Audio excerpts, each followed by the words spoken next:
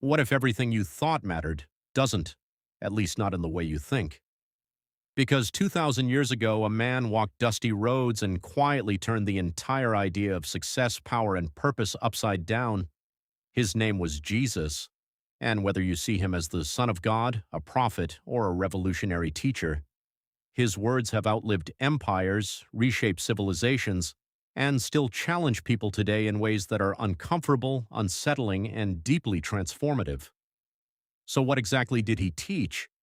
At the heart of Jesus' message was something deceptively simple: love. Not the easy kind, not the kind that expects something back, but radical, inconvenient, even painful love. Love your neighbor as yourself. That sounds nice until you realize your neighbor includes people who disagree with you, people who hurt you, people you'd rather avoid. And then he goes further. Love your enemies, not tolerate, not ignore, love. Pray for those who mistreat you, do good to those who hate you. This wasn't just philosophy, it was a complete reversal of human instinct, because Jesus wasn't just teaching behavior, he was targeting the human heart. He warned that anger can be just as destructive as violence, that lust can begin long before any action, that pride can quietly poison everything. In his most famous sermon, he described a different kind of life.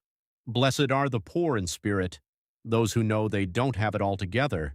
Blessed are the meek, not the weak, but those who choose humility over dominance. Blessed are the peacemakers, the ones who step into conflict not to win, but to heal. This wasn't about appearing righteous. In fact, Jesus openly criticized religious people who performed goodness just to be seen. He said, when you give, don't announce it. When you pray, don't make a show of it. When you fast, don't look miserable so others notice. Why?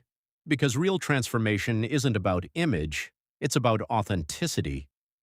He constantly challenged the idea that external rules alone could fix internal problems. Instead, he spoke of a deeper change, a renewal of the mind, a rebirth of the soul. And then there was forgiveness, not just once, not 7 times, but 70 times 7. In other words, don't keep score.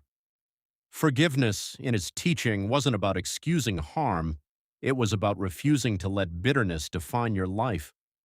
One of his most powerful stories tells of a father and a rebellious son. The son wastes everything, his inheritance, his dignity, his future. And when he finally returns home expecting rejection, the father runs to him, not walks, runs, embraces him, celebrates him. No lecture, no punishment, just grace. That story wasn't just about a family, it was about how Jesus described God, not distant, not cold, but compassionate, patient, and ready to restore. Still, Jesus didn't sugarcoat reality, he spoke about sacrifice. Whoever wants to follow me must deny themselves, take up their cross, and follow. That wasn't symbolic language at the time, it was shocking. The cross represented suffering, loss, and surrender. He was saying real life isn't found in chasing comfort, but in giving yourself away for something greater. And yet he also spoke about peace, a peace not dependent on circumstances, a peace that remains even in chaos. Do not worry about tomorrow, he said. Not because tomorrow doesn't matter, but because worry doesn't add anything to your life.